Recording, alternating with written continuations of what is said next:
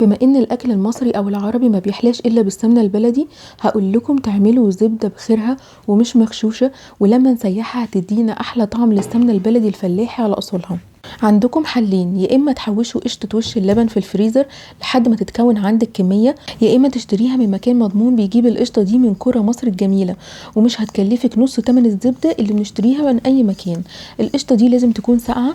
ده كيلو من القشطه هفضل اقلب فيها بايدي بحركه دائريه زي ما انتم شايفين كده بالظبط لحد ما تخرز معايا. هستمر في التقليب لحد ما احس بميه تحت القشطه كده بدات تفصل مني. هستمر اكتر وهلاقيها فصلت بميه اكتر وبكميه اكبر. هي كده اتحولت الزبده. هستمر برضو اكني بعجن عجين عشان اتخلص باكبر كميه من الميه، والتقليب ده مش هياخد مني اكتر من 5 دقايق بس لانها كميه صغيره. هلمها بقى كده على بعض وهاخد منها كميه صغيره وهعصرها ما بين ايدي كده عشان ما يبقاش فيها اي نقطه ميه. هشكل قوالب الزبده عندي بالطول كده او على شكل كور، وممكن كمان نبططها عشان ما تاخدش مكان منا في الفريزر لو هنخزنها زبده. وبرضو انتوا بتتحكموا في حجم القالب لو عاوزينه كبير او صغير. هعمل بقى كل الكميه اللي عندي بنفس الشكل ده. الميه دي بقى اسمها الخض، ودي بتعجنوا بيها اي معجنات او قرص فلاحي طريه بتبقى خطيره. ودي شكل الزبده وكميتها اللي طلعت من كيلو قشطه. وكيلو القشطه عندي يطلع 750 جرام من الزبده و250 جرام من الخض. الطريقه دي لو بتحبوا الفرهده. اما بقى لو بتحبوا تريحوا نفسكم لو عندكم عجان اعملوها فيها اريح. وده بقى برضو كيلو من القشطه.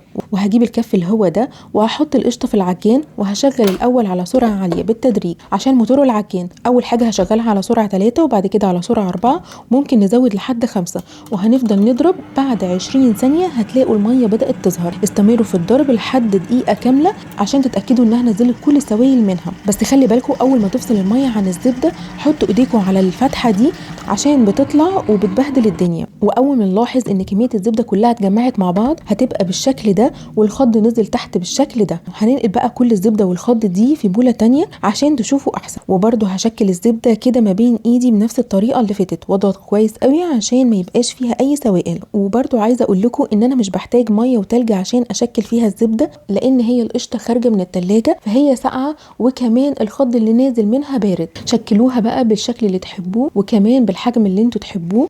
ودي بقى الزبده اللي طلعت من كيلو القشطه بتاعتنا، ودي كمان كميه الخض اللي طلعت، وهي دي كميه الزبده اللي طلعت من القشطه اللي انا عملتها بايدي، ودي كميه الزبده اللي طلعت من القشطه اللي انا عملتها في العجان، والكميه تقريبا متساويه. اختاري الطريقه اللي تريحك واعمليها بيها وبألف هنا.